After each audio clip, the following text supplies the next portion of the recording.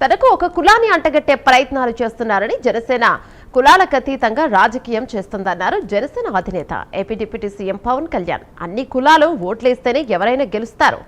కుల రాజకీయాలను అరికట్టేందుకు ఎవరో ఒకరు బాధ్యత తీసుకోవాలన్నారు. లేదంటే ఆ ఆలోచన విధానం ప్రజల్లో అగాధాలను సృష్టిస్తోందని చెప్పారు. కులం, మతం, ప్రాంతంతో ముడిపెడుతున్నారని ఆక్షేపించారు. కులాల కుట్రలకు దూరంగా ఉందామని పిలుపుచ్చారు. కుల ప్రస్తావన లేని రాజకీయం లేదని, కులం దాటున అన్యాయం జరుగుతోందని పవన్ తెలిపారు. రాష్ట్రంలో మెజారిటీ యువత జనసేన వైపు ఉన్నారని తెలిపారు. సామాజిక సామరస్యం, బాధ్యతాయుత రాజకీయాలు, రాజ్యాంగ విలువల పరిరక్షణ కోసం సేనాగళం ఏర్పాటు చేస్తున్నట్టుగా తెలిపారు.